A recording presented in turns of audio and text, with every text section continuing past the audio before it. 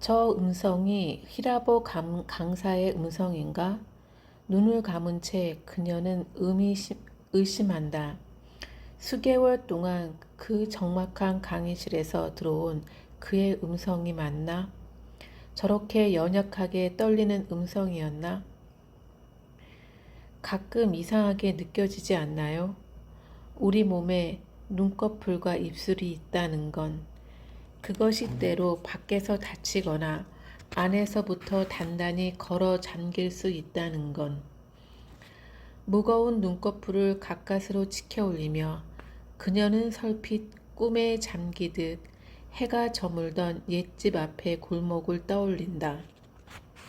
젊은 어머니와 함께 가까운 외가에 가려고 나서던 참이었다. 시장에 들러서 귤을 좀 사가자. 어머니가 말하는 소리가 들렸다. 코트의 지퍼를 혼자 잠그지 못해 쩔쩔매던 어린 그녀는 그 순간 문득 눈앞에 떠오르는 주황색 감귤들을 보았다.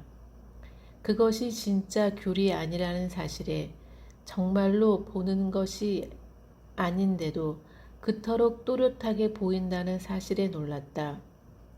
얼른 생각을 바꿔 나무를 떠올려도 마찬가지였다. 마치 마술 같았다. 그녀의 눈이 보는 풍경은 오직 저무는 골목과 한없이 길게 펼쳐진 콘크리트 담장뿐이었는데 그녀는 분명히 나무를 보고 있었다. 깨우친 지 얼마 되지 않는 문자의 형상들이 거기 겹쳐졌다. 나무, 소리내어 발음하며 그녀는 혼자 웃었다. 나무, 나무. 내가 하는 말이 이상하게 들리나요? 그녀는 눈을 뜨고 그의 얼굴을 본다. 옛날의 흉터와 아까 함부로 손으로 문지르는 바람에 새로 생긴 먼지 얼룩을 본다. 다시 눈을 감는다. 방금 본 그의 소년 같은 얼굴이 고스란히 어린 시절의 마술처럼 떠오르는 것을 본다. 실례가 되지 않는다면 묻고 싶은 게 있어요. 정말 오해하시지 않는다면. 그의 목소리가 낮아진다. 그러니까 당신은 처음부터 말을 하지 않았나요? 천장에는 무늬 없는 미색 도화지가 발라져 있고 책장에 꽂힌 책들은 꼼짝도 하지 않는다.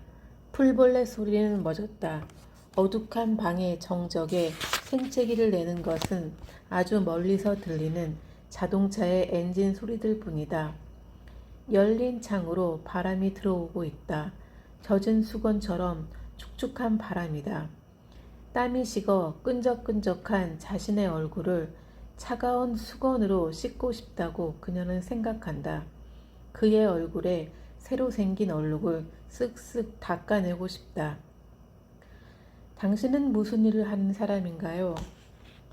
허공을 더듬는 그의 눈길과 긴장한 입술을 밤이 깊어 연하고 푸릇한 수염이 돋기 시작한 턱과 뺨 언저리를 그녀는 뚫어지게 바라본다. 그 얼굴을 이루는 선과 점들 속에 해독해야 할 부호나 상형 문자 같은 것이 숨겨져 있는 것처럼 그 얼굴을 간결한 필선으로 옮겨 그리는 것만으로 몇 마디 조용한 말이 드러날 거라고 믿는 것처럼. 고등학교 2학년이 되던 이른 봄 그녀는 상형 문자라는 제목으로 몇 편의 시를 쓴 적이 있었다. 수수한 유머가 배어 나오기를 바라며 그녀는 썼다. 알파벳 소문자 A는 머리와 어깨를 앞으로 수구린 고단한 사람. 한자 광은 땅 아래로 뿌리를 뻗어가며 땅 위로는 빛을 향해 피어오르는 관목.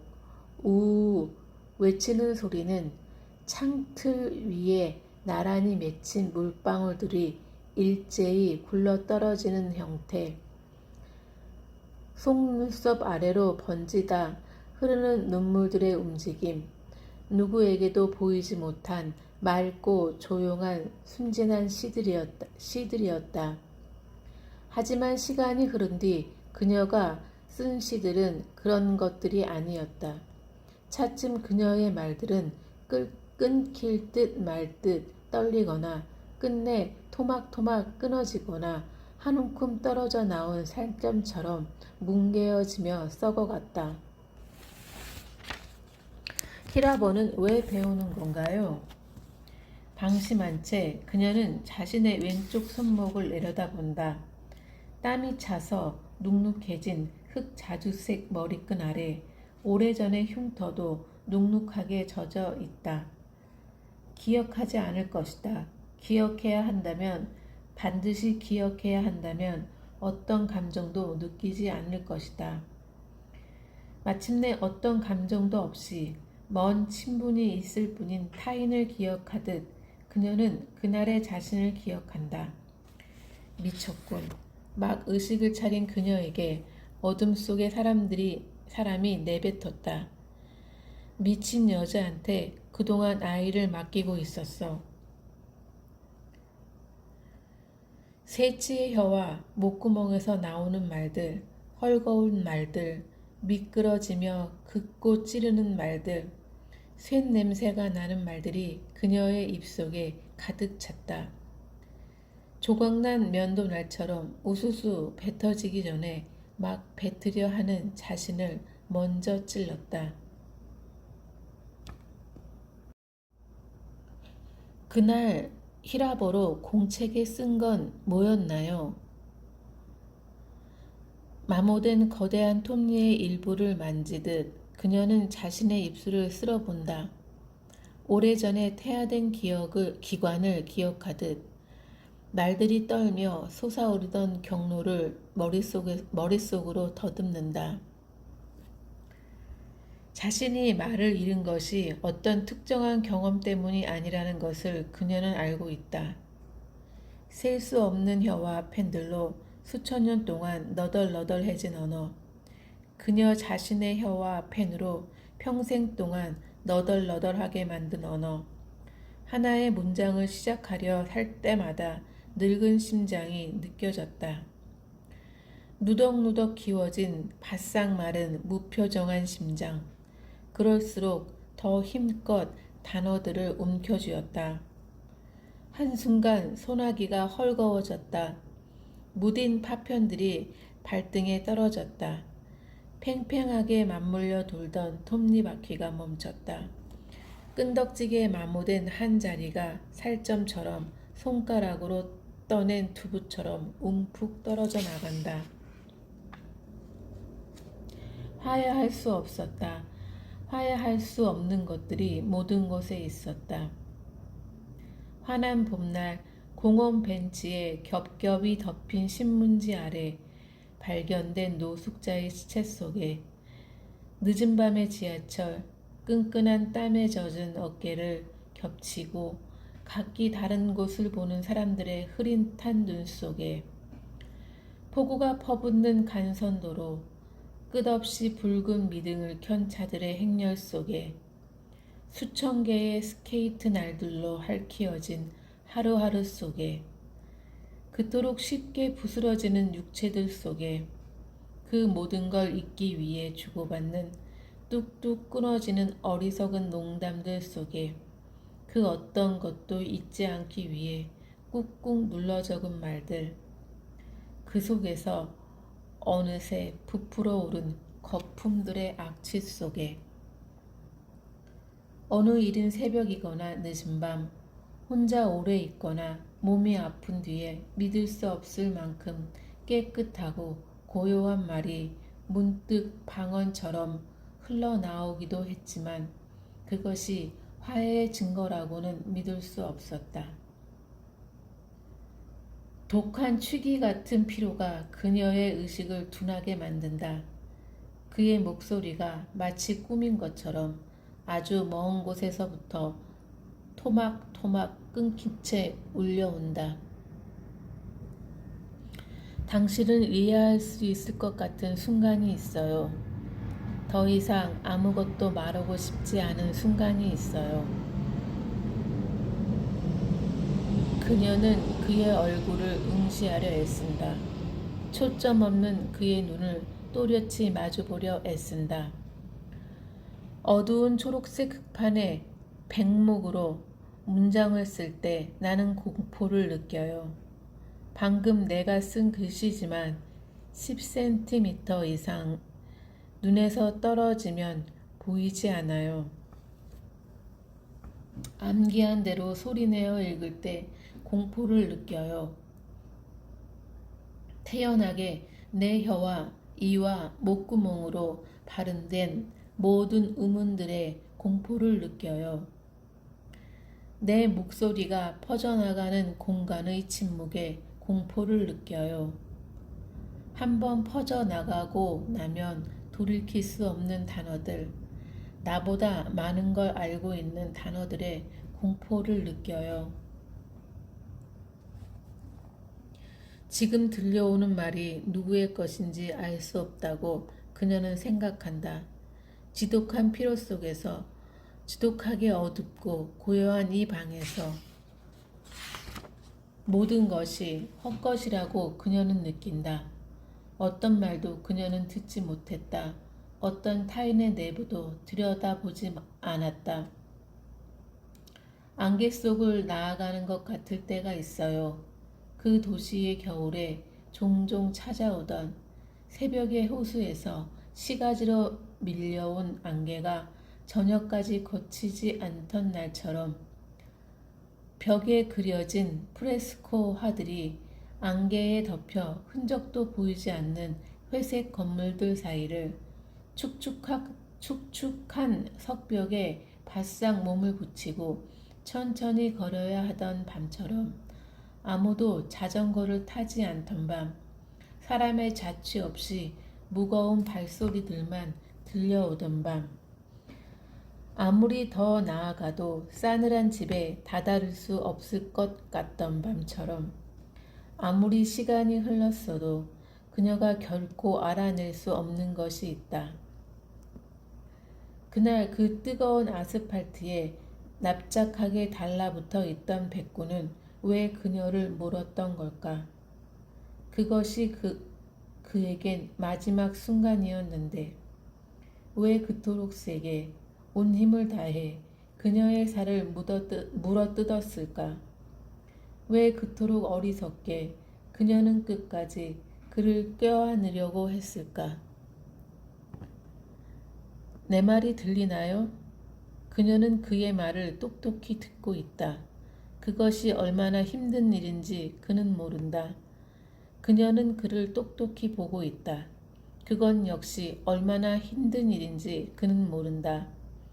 책상에서 비스듬히 비치는 갓등의 빛을 받아 절반 가까이 그늘진 그의 얼굴을 그녀는 지금 온 힘을 다해 건너다 보고 있다. 거기서 듣고 있나요? 그가 몸을 일으키는 것을 그녀는 본다. 드문드문 튄 핏자국이 이제 흑갈색으로 굳은 흰 셔츠를 입은 그가 신중하게 발을 내디뎌 그녀를 향해 다가오는 것을 본다. 그가 그녀보다 더 지쳐 있는 것을, 한 걸음 한 걸음 비틀거리지 않기 위해 애쓰고 있는 것을 본다. 미안해요. 이렇게 혼자 오래 말해보는 건 처음입니다. 피로를 가까스로 얼굴 뒤쪽으로 밀어놓고 그가 말한다. 허리를 수그리고 왼손을 그녀 쪽으로 내민다. 안경을 쓰지 않은 그의 눈을 그녀는 들여다본다. 어둠과 빛을 구별할 수 있는 눈. 그녀의 얼굴 윤곽을 분명히 보고 있는 눈이다. 여기 대답을 써주겠어요? 더 이상 허공을 더듬지 않는 눈, 오래 혼자서 말한 사람의 눈, 단 한 번도 대답을 듣지 못한 사람의 눈을 그녀는 본다. 지금 택시를 부르겠어요? 그녀는 혀끝으로 아랫입술을 죽인다. 입술을 떼었다 힘껏 다문다. 그가 내민 손을 그녀의 왼손으로 받친다. 주저하는 오른손의 검지손가락으로 그의 손바닥 위에 쓴다. 아니요. 가늘게 떨리는 획과 점들이 두 사람의 살갗을 동시에 그었다가 사라진다. 소리가 없고 보이지 않는다. 입술도 눈도 없다. 떨림도 따뜻함도 곧 사라진다. 어떤 흔적도 남기지 않는다. 첫 버스를 타고 갈게요. 20. 흑점. 세찬 빗소리에 그는 눈을 뜬다. 어둡다. 창문이 열려 있다. 비가 더 들이치기 전에 창문을 닫아야 한다. 무심코 안경을 찾으려고 침대 옆에 책상을 더듬다가 그는 간밤의 일을 기억해낸다. 아직 욱신거리는 오른손의 통각을 느낀다. 그는 맨발로 침대에서 내려와 선다. 두 팔로 허공을 더듬으며 창 쪽으로 차가운 비와 바람이 들어오는 쪽으로 나아간다. 어두운 것과 더 어두운 것을 구별하려 그는 애쓴다. 두 팔을 옆으로 앞으로 뻗는다. 벽은 아직 멀리 있다. 라이트에도 창 아래 긴 의자도 아직 멀리 있다.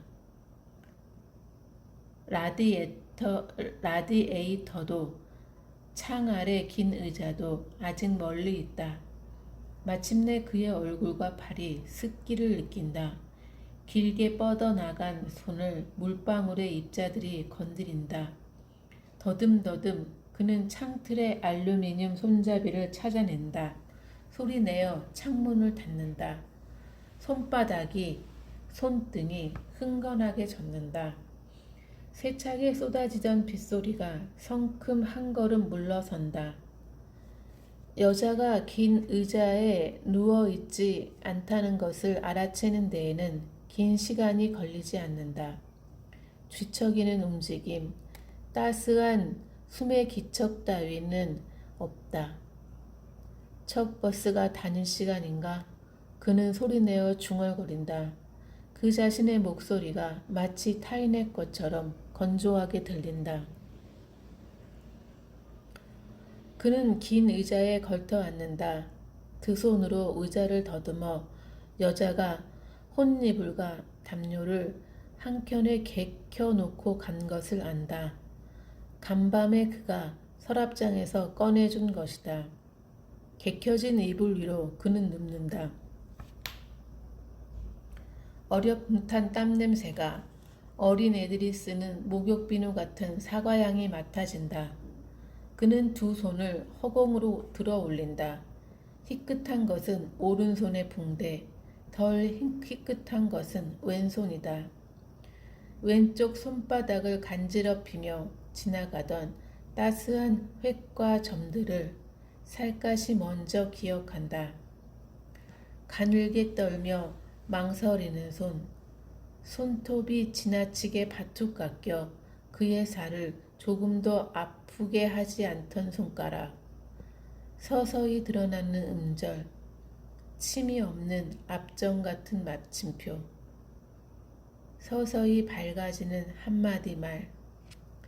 당신은 아마 짐작하지 못했을 테지만 이따금 나는 당신과 긴 대화를 나누는 상상을 했는데 내가 말을 건네면 당신이 귀 기울여 듣고 당신이 말을 건네면 내가 귀 기울여 듣는 상상을 했는데 텅 빈 강의실에서 히라버 수업의 시작을 기다리며 함께 있을 때 그렇게 실제로 당신과 대화하고 있는 것처럼 느껴질 때가 있었는데 하지만 고개를 들어보면 당신은 절반, 아니 3분의 2쯤, 아니 그보다 더 부서져 버린 사람처럼 무엇인가로부터 가까스로 살아남은 벙어리 사물처럼 무슨 자네처럼 거기 있었는데 그런 당신이 무서워지기도 했는데 그 무서움을 이기고 당신에게 다가가 가까운 의자에 걸터 앉았을 때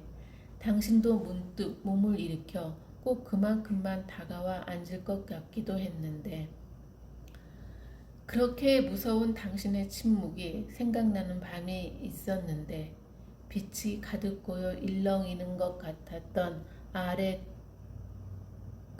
것과는 전혀 다른 침묵. 얼음 밑에서 두드리다 굳어버린 솜 같은 침묵. 피투성이 몸 위에 쌓인 눈더미 같은 침묵. 어느 순간 그게 진짜 죽음으로 변해버릴까 두려웠는데 정말 딱딱해져 버릴까, 정말 싸늘해져 버릴까 불안했는데 어둠을 향해 그는 퍼뜩 눈을 떠본다. 아무것도 볼 수 없다. 복종하듯 다시 눈을 감고 눈꺼풀 속의 어둠을 본다. 어둠의 속으로 거역할 수 없이 밀려드는 새벽잠에 몸을 맡긴다. 귓속으로 파고드는 빗소리를 듣는다. 눈이 하늘에서 내려오는 침묵이라면 비는 하늘에서 떨어지는 끝없이 긴 문장들인지도 모른다. 단어들이 보도블록에 콘크리트 건물의 옥상에 검은 웅덩이에 떨어진다. 튀어오른다. 검은 빗방울에 쌓인 모국어 문자들, 둥글거나 반듯한 획들, 짧게 머무른 점들, 몸을 구부린 쉼표와 물음표. 잠속으로 떨어지는 순간 찾아든 위태하게 부서지는 꿈속에서 그는 두 사람을 본다. 늙은 남자와 젊은 여자다. 노새 때문에 낮게 떨리는 목소리로 백발의 남자가 묻는다. 용서를 구하듯 두 손을 가슴 앞으로 모으고 말해봐, 이 냄새는 뭐지? 젊은 여자가 묘사하기 시작한다. 생생함과 열의와 정확성을 담아 매우 빠르게 소름 끼칠 만큼 대담한 반말로 참나무 숲이야. 뿌리들이 흙 위로 관절처럼 불쑥불쑥 튀어나와 있어. 그걸 친친 동여 감는 담쟁이가 있어. 그걸 어떻게 생겼지? 그게 어떻게 생겼지? 줄기들, 비틀린 가지들, 우리를 향해 달려들 것 같아. 우리 몸뚱이를 단박에 친친 휘감고 패대기 칠 것 같아.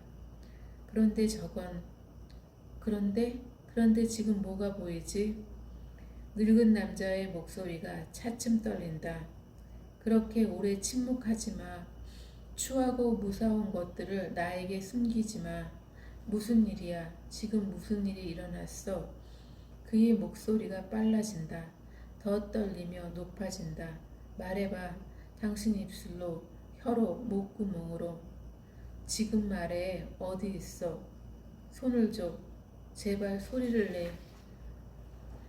날카로운 가슴을 도려내는 고통이 느껴진다. 그녀의 손이 잡히지 않는다. 그 여자의 손이 없다. 어린애처럼 그는 운다. 퍼뜩 눈을 뜬 순간 현실 속에서는 꿈에서만큼 울지 않았다는 사실을 깨닫는다. 약간의 따뜻한 눈물이 뺨에 흘러 있을 뿐이다. 어떤 위안도 없이 그는 다시 잠속으로 빨려 들어간다. 이번에는 꿈이 아니라 기억이다. 덮쳐오던 검은새,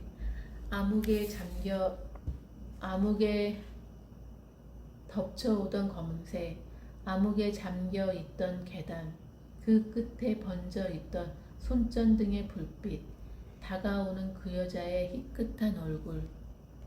소스라치며 기억에서 깨어난다. 다른 꿈속으로 들어간다. 이번엔 갑자기 잘 볼 수 있다. 수십 길 차가운 지하에 모여있는 낯선 사람들. 입에서 뿜어져 나오는 더움김. 저마다 시체처럼 희극 배우들처럼 얼굴에 칠한 새하얀 회분. 또 다른 꿈이 도둑처럼 겹쳐 들어온다. 어둑어둑한 무대. 공연을 기다리는 객석의 사람들, 점점 밝아지는 대신 더 진해지는 어둠, 이상하고 긴 정적, 영원히 시작되지 않는 공연. 다시 빗소리, 옛 여자의 검은 얼굴, 차가운 빗방울, 우산에 가무잡잡한 이마에 흥건히 젖은 손등에 거기 부풀어 오른 파르스름한 정맥에 처음 듣는 명석하고 아름다운 목소리의 독일어가 귓속으로 파고든다. 내가 말했지. 언젠가 너 자신이 성립 불가능한 오류가 되어버리고 말 거라고. 성립 불가능한 오류가 되어버리고 말 거라고. 새파란 실타래에 쌓인 낮은 밤, 이제 읽어야 할 환한 구멍들로 이루어진 수십 장의 편지. 그의 곁에 서늘하게 놓은 사과향이 나는 모호한 사람의 윤곽, 떨고 있는 손바닥에 마침표, 따스한 검은 모래, 아니 단단한 열매, 얼어붙은 흙 속에 묻어 놓은 쉼표, 휘어진 속눈썹, 가느다란 숨소리 속에 캄캄한 칼집 속에 빛나는 칼, 오래 숨을 참으며 기다리는 소스라치며 그는 눈을 뜬다. 일어나 앉는다. 자신이 깨어난 것이 현관밖의 인기척 때문이었다는 것을 가까스로 깨닫는다. 잠기지 않은 현관문이 천천히 열린다. 그쪽이 약간 밝아진다. 문이 닫히는 소리와 함께 다시 어두워진다. 누군가 신을 벗는 기척이 들린다. 비가 세차게 내리고 있지만 아까보다는 창이 밝아져 사람의 어두운 윤곽을 짐작으로 더듬을 수 있다. 검은 형체가 다가오는 것을 보며 그는 두 눈을 짓뜬다.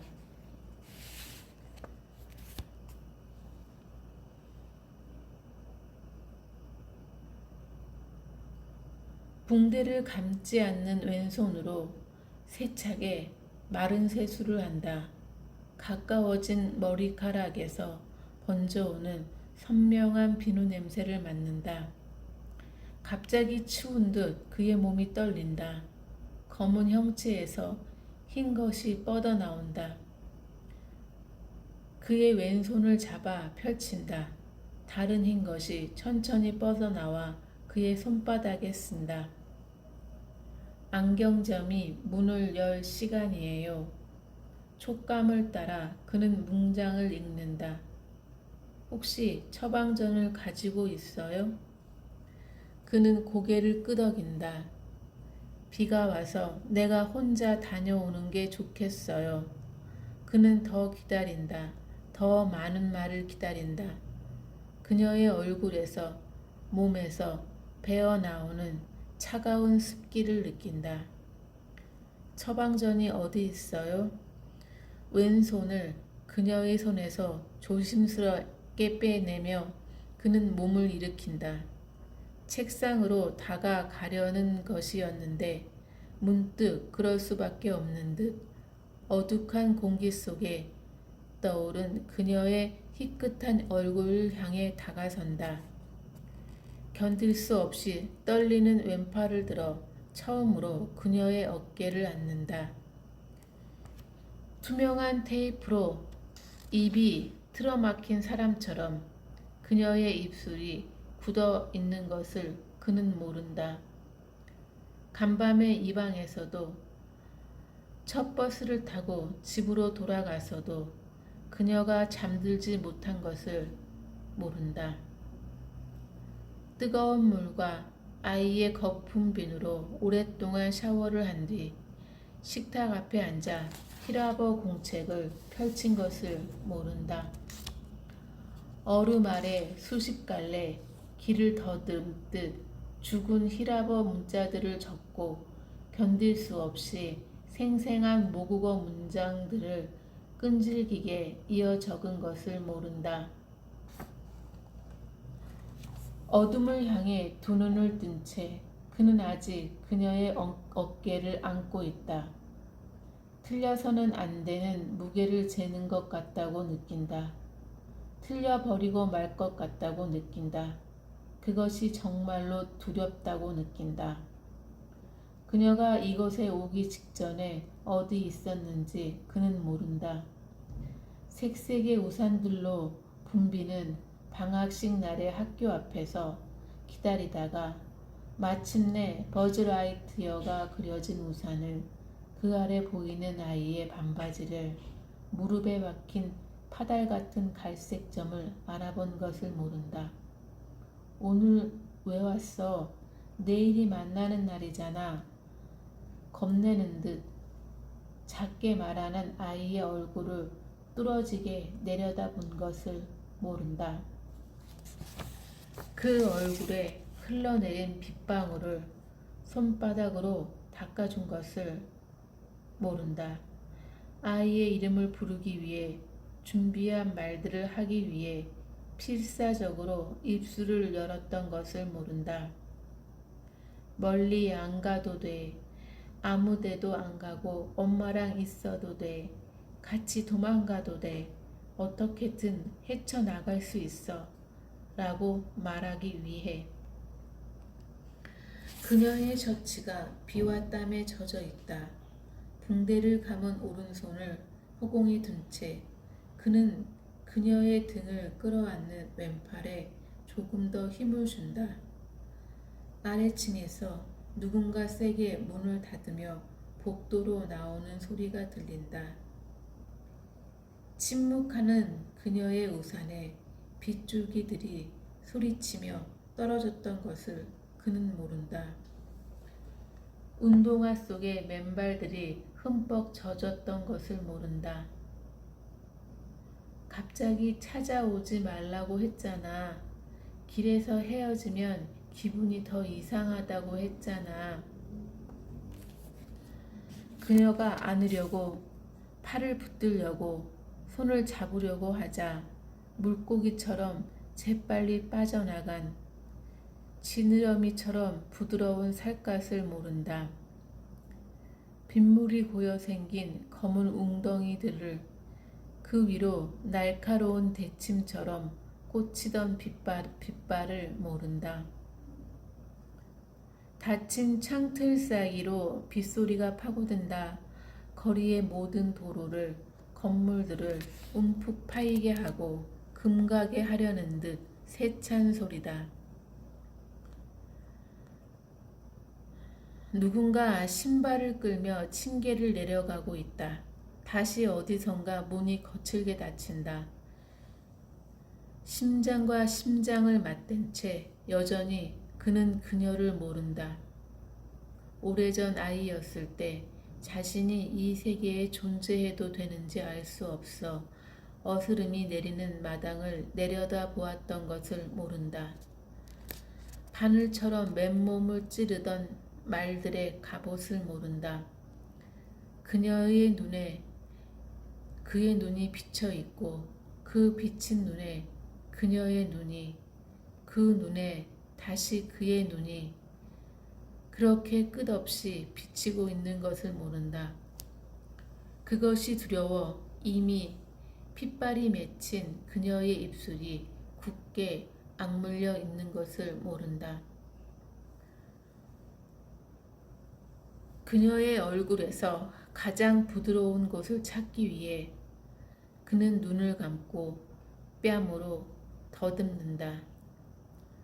선뜩한 입술에 그의 뺨이 닿는다.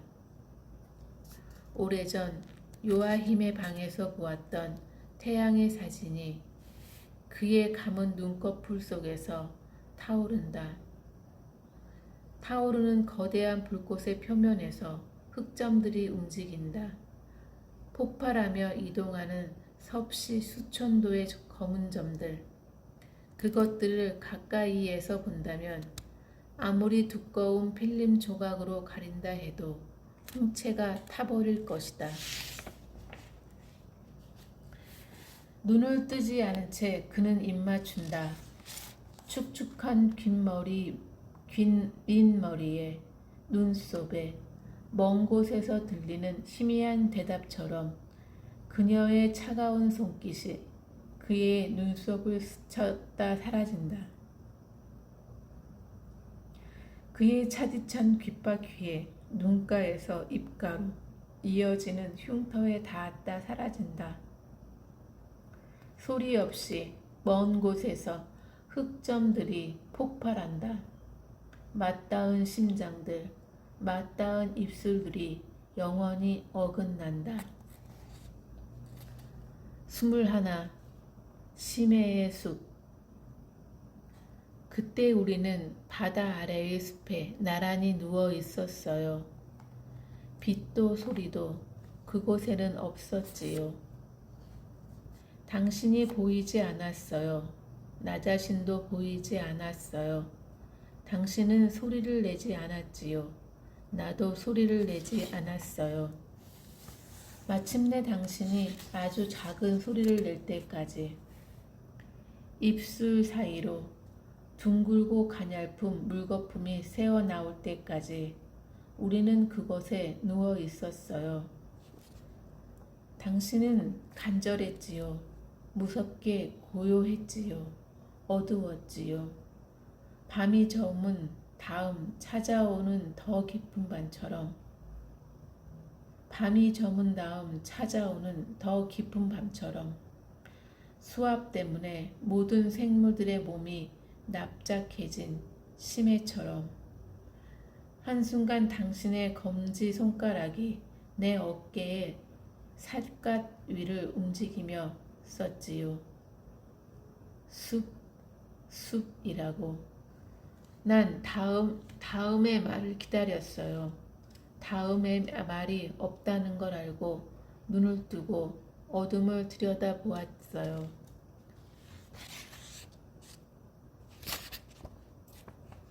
그때 우리는 아주 어둠 속에 희끗하게 번진 당신의 몸을 보았어요. 그때 우리는 아주 가까이 있었지요. 아주 가까이 누워 서로를 끌어안고 있었지요. 빗소리가 멈추지 않았지요. 무엇인가가 우리 내부에서 깨어졌지요. 빛도 목소리도 없는 그곳에서 수압을 견디지 못해 산산조각난 산호들 사이에서 우리 몸은 이제 막 떠오르려 하고 있었지요. 그대로 떠오르고 싶지 않아서 당신 목에 팔을 감았어요. 당신의 어깨를 더듬어 입맞추었어요. 내가 더 입맞출 수 없도록 당신은 내 얼굴을 껴안으며 작은 소리를 냈어요. 처음으로 거품처럼 가냘프게 둥글게.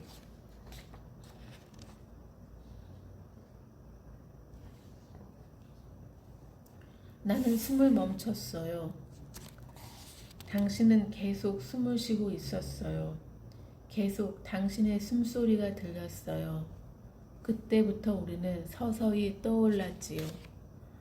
먼저 수면의 빛에 어렴풋이 닿고 그 다음부터는 무트로 거세게 쓸려갔어요. 두려웠어요. 두렵지 않았어요. 울음을 터뜨리고 싶었어요. 울음을 터뜨리고 싶지 않았어요. 내 몸에서 완전히 떨어져 나가기 전에 당신은 나에게 천천히 입맞추었지요. 이마에, 눈썹에, 두 눈꺼풀에 마치 시간이 나에게 입맞추는 것 같았어요. 입술과 입술이 만날 때마다 막막한 어둠이 고였어요. 영원히 흔적을 지우는 눈처럼 정적이 쌓였어요. 무릎까지, 허리까지, 얼굴까지, 묵묵히 차올랐어요. 0. 제로. 나는 두 손을 가슴 앞에 모은다. 혀끝으로 아랫입술을 죽인다. 가슴 앞에 모은 두 손이 조용히 빠르게 뒤치럭거린다. 두 눈꺼풀이 떨린다.